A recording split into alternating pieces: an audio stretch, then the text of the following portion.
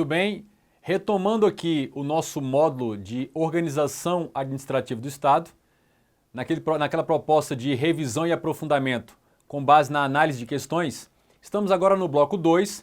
No final do bloco 1, paramos na questão número 6, concluímos a análise da questão número 6, agora vamos para a questão número 7, que diz assim, olha, as fundações públicas podem exercer atividades típicas da administração, inclusive aquelas relacionadas ao exercício do poder de polícia. E aí, é uma questão interessante. Quando ele está falando, ele está tratando das fundações públicas. Lembrem, eu tenho fundação pública de direito público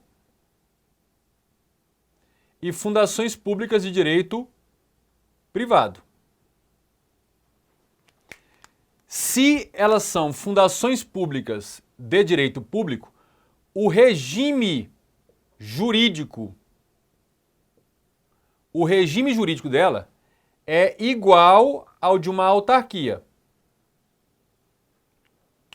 E, portanto, podem exercer o poder de polícia. Porque esse poder de polícia é uma prerrogativa.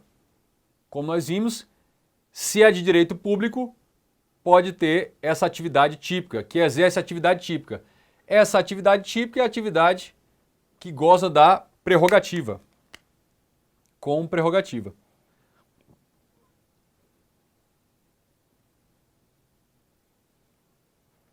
Agora, se fosse uma fundação pública de direito privado, o regime jurídico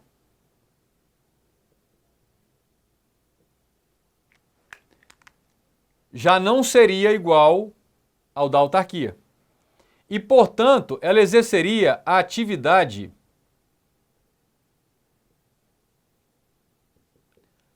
atípica de Estado. Portanto, sem prerrogativa.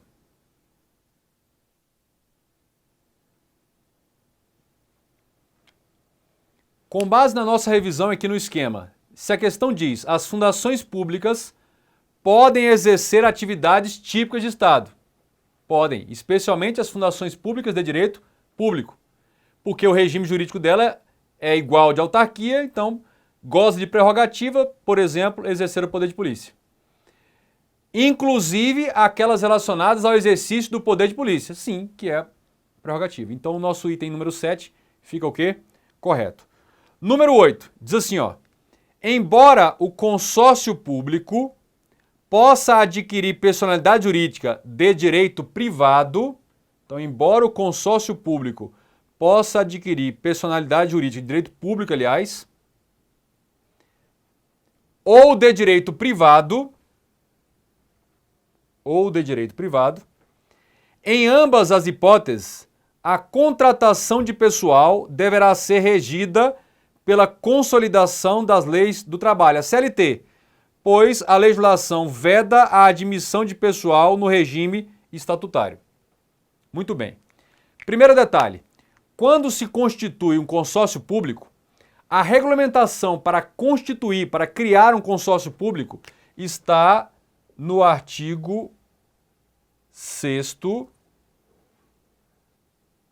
da Lei 11.107 de 2005.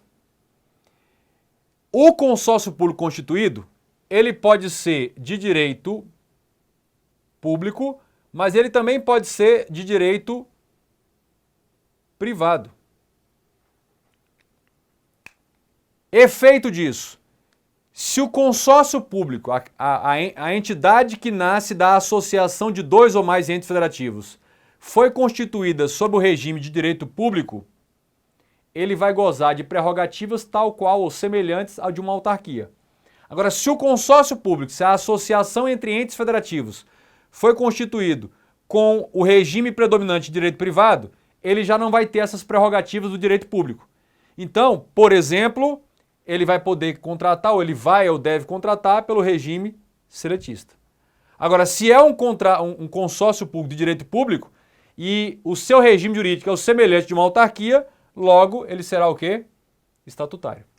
Como o item fala que, independentemente de o consórcio público ser de direito público ou de direito privado, não é possível o regime estatutário, o item fica errado por quê? Porque se ele for de direito público, o regime será estatutário.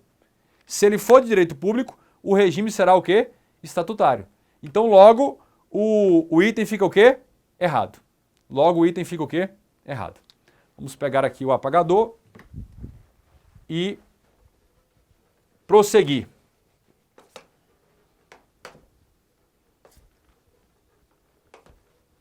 Com a análise, a revisão, aprofundamento aí dos temas nas questões. Próximo, item 9.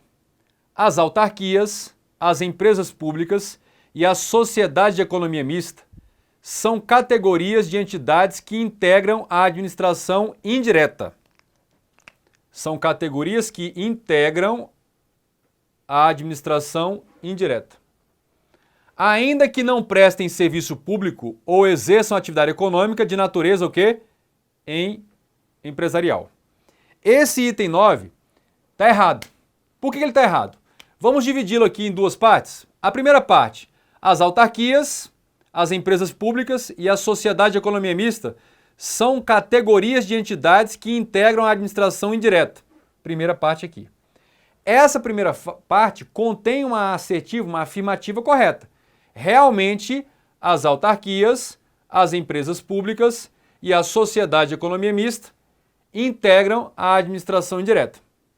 Agora, quando ele diz, ainda que, mesmo que não prestem serviço público ou exerçam atividade econômica. Não. Essas entidades, ou elas são prestadoras de serviço público, é o caso da autarquia, sempre prestadora. Empresa pública e sociedade podem ser prestadoras ou exploradoras. Ou elas são exploradoras. Exploradoras de atividade econômica.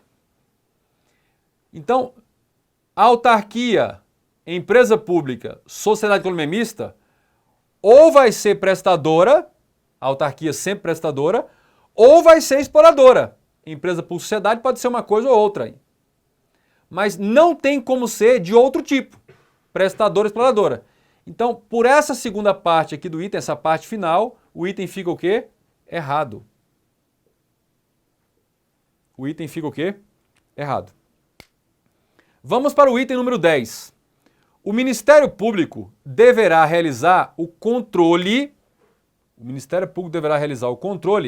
sobre as atividades das fundações públicas, assim como o faz em relação às fundações privadas. Assim como o faz em relação às fundações privadas. Bom, o Ministério Público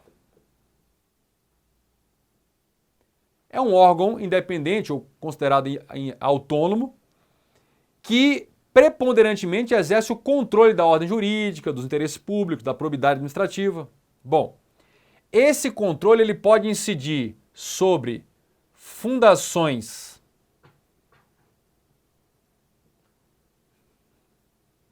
privadas. Cuidado, quando eu falo fundações privadas, eu não estou falando de fundações públicas com o regime de direito privado, não é isso. Eu estou falando de fundações que foram constituídas, criadas com recursos, patrimônio, que veio de um particular ou particulares. A gente poderia dar como exemplo aqui a Fundação Ayrton Senna, aqui, ó. Mas ele exerce controle também sobre as fundações,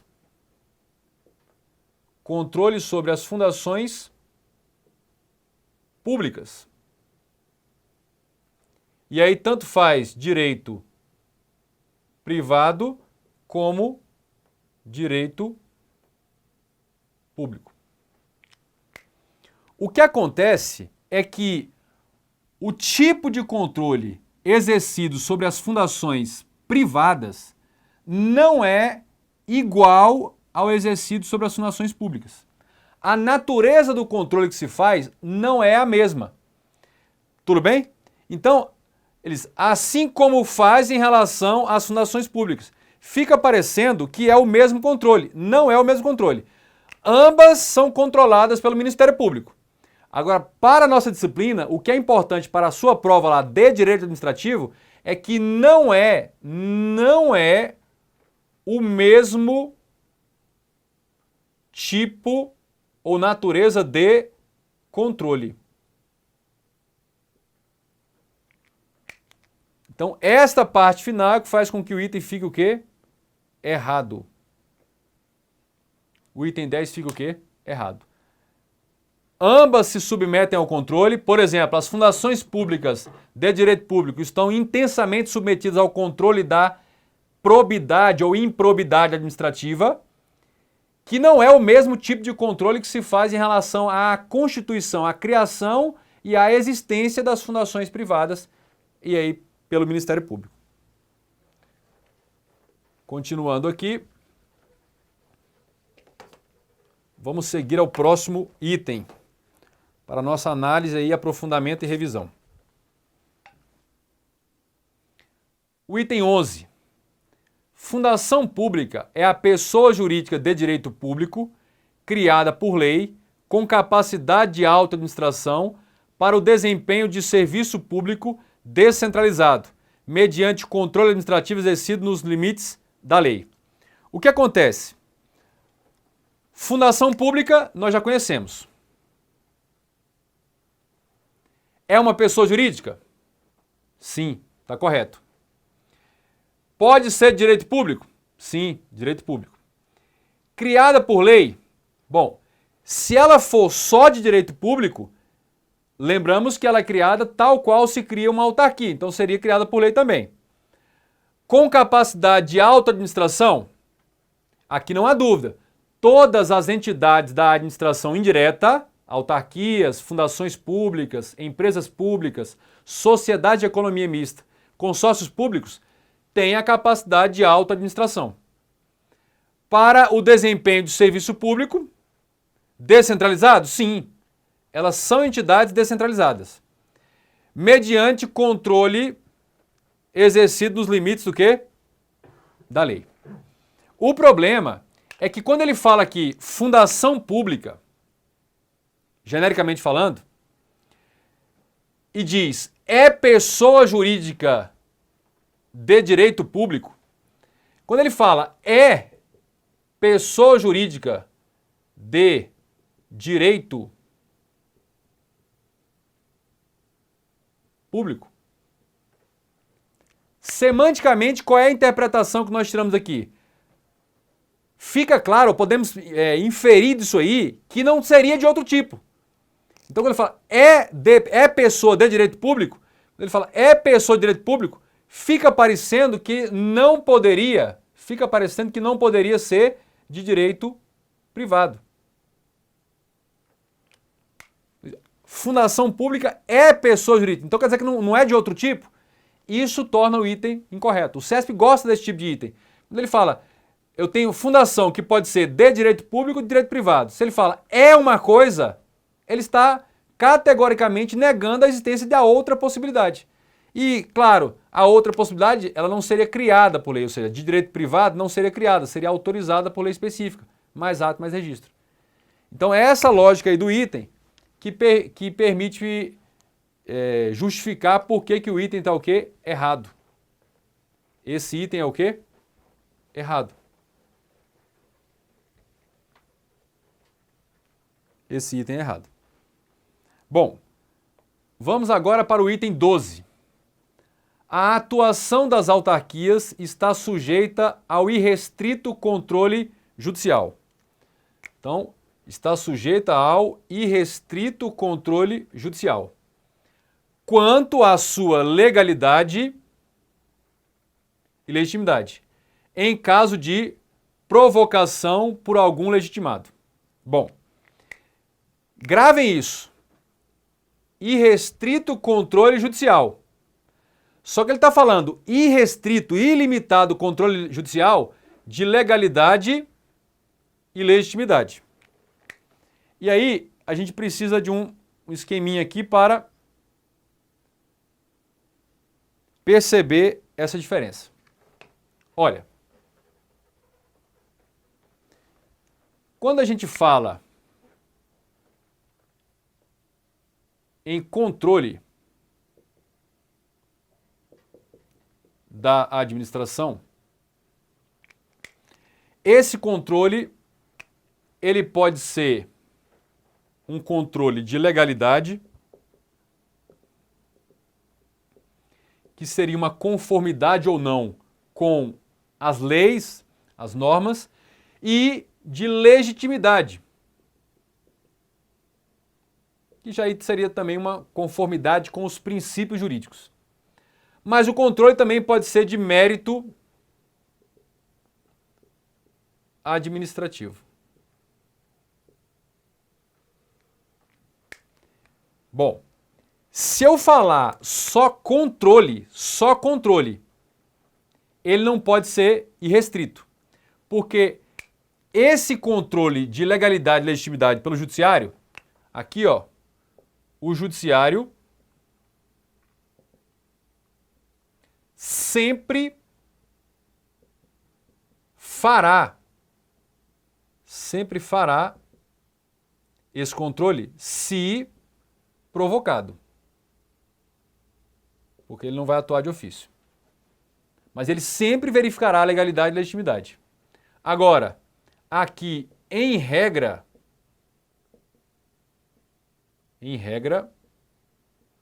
o judiciário não faz. Em regra, o judiciário não faz. Salvo em duas situações. Salvo quando extrapolar o razoável e o proporcional.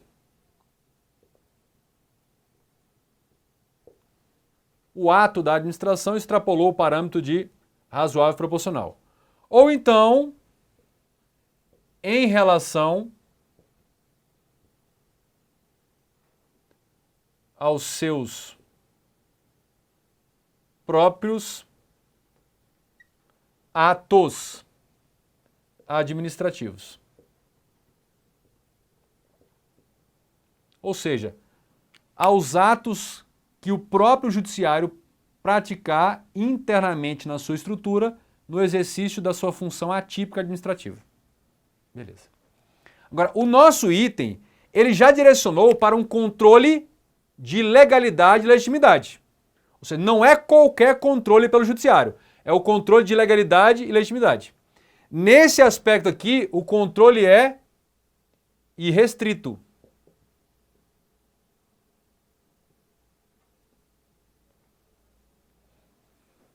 É amplo, não sofre limitador ali nesse controle. Agora, aqui é um controle quando há restrito.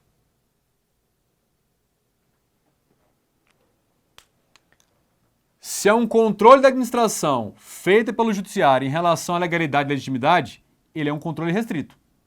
Apresentado qualquer ato da administração ao judiciário mediante ação judicial, ele tem ilimitadamente a possibilidade de verificar a legalidade e a legitimidade desse ato. O que não ocorre em relação ao mérito. De regra, ele nem verifica o mérito. Quando pode verificar, já não é de forma irrestrita. É sempre baseado na razoabilidade, na ponderação de razoabilidade e proporcionalidade. Então, diante dessa lógica, a gente percebe o seguinte, voltando aqui ao item, diante dessa lógica, a gente percebe o seguinte.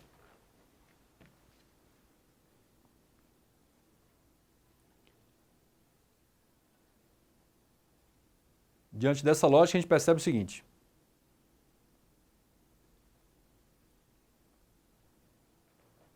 A atuação das autarquias está sujeita ao irrestrito controle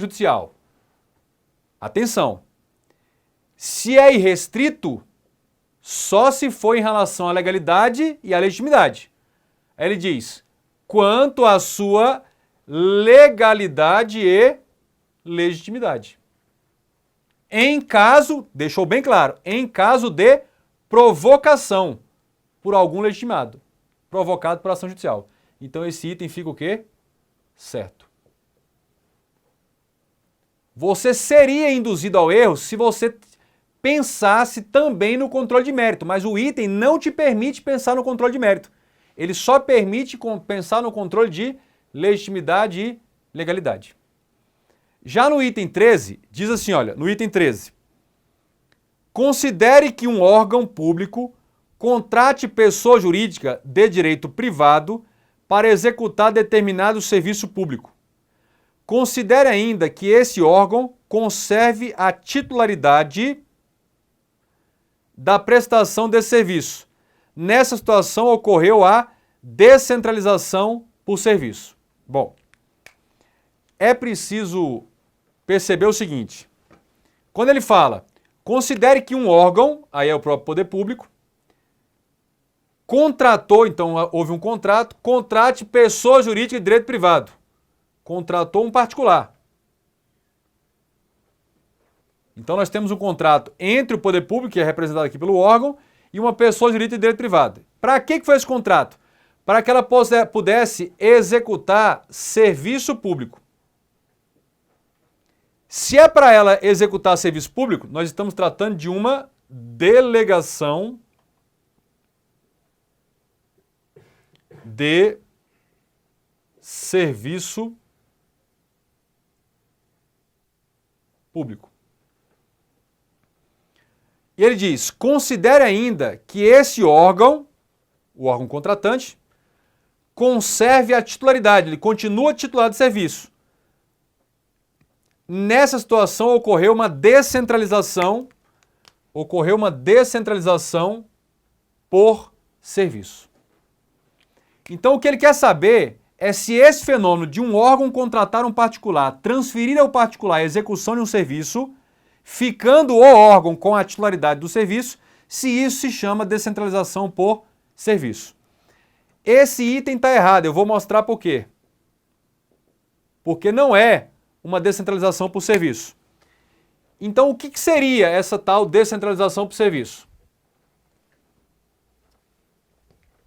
Vamos ver agora. Então, o item está errado porque não se trata, tecnicamente, de uma descentralização por serviço. E o que seria essa descentralização por serviço? Muito simples. Quando a gente fala em descentralização,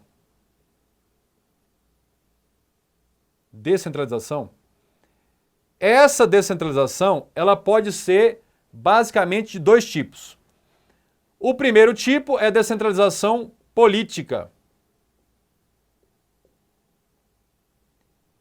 E a descentralização é política ao criar ente federativo. Bom, mas a descentralização ela pode ser administrativa. Descentralização administrativa. Nessa descentralização administrativa, ela pode ser, primeiro, geográfica ou territorial.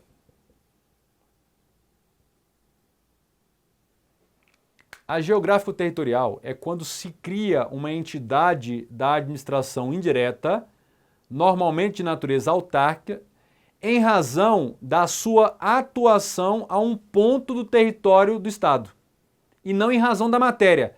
O que define a sua criação é a sua localização em determinado espaço geográfico do Estado, do território do Estado, e não a matéria em que ela vai atuar. O exemplo que a doutrina aceita no caso brasileiro é só o exemplo de criar, ou seja, ao criar território federal, que não existe atualmente, mas juridicamente é possível a sua constituição, a sua criação. A descentralização administrativa ela pode ser também chamada de técnica por serviços ou funcional. Vejam que por serviço é o que ele está falando no nosso item. Por serviço é o que ele está falando no nosso item. E isso aqui é ao criar o que exatamente? Ao criar uma autarquia, uma fundação pública, uma empresa pública, uma sociedade de economia mista ou um consórcio público. Ao criar uma dessas 5. Muito bem. E nós temos a chamada descentralização administrativa por colaboração. Também chamada delegação de serviço público.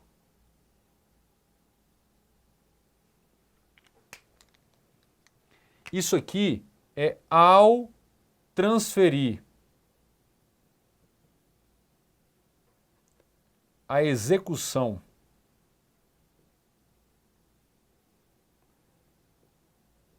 de um serviço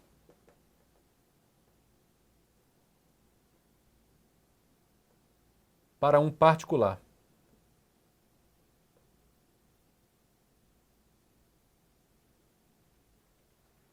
E isso aí pode ser feito mediante concessão, permissão e autorização.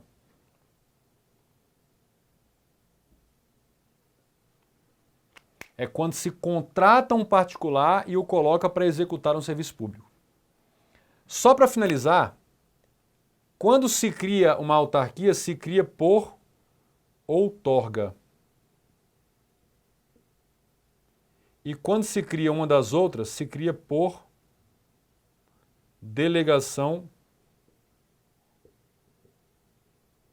legal. Por outorga ou por delegação legal. Na outorga, transfere-se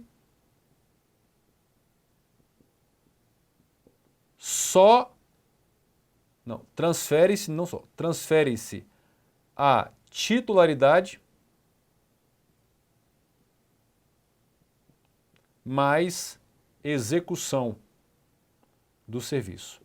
Quando se faz outorga, que é somente no caso da autarquia, transfere-se a titularidade do serviço e a execução. Já quando se faz a delegação legal, delegação por lei, transfere-se só a execução do serviço. A titularidade continua, permanece com o ente federativo que a criou. Então vejam, o item analisado falava em um contrato através do qual o poder público, um órgão, transferia para um particular a execução, apenas a execução de um serviço, ficando com a titularidade. Isso se chama descentralização por colaboração ou delegação de serviço. E não descentralização por serviços, como afirmava o item. Por isso que foi errado. A descentralização por serviços acontece somente quando se cria uma autarquia, ou uma fundação pública, ou empresa pública, ou sociedade de economia mista, ou consórcio público. Ao criar uma dessas 5, estará sendo feita a descentralização administrativa técnica por serviço ou funcional. Então, por isso que o nosso item lá fica correto. Encerramos aqui mais um bloco do nosso módulo de organização administrativa do Estado. Em seguida, continuaremos aí com a análise e aprofundamento dos temas com as questões.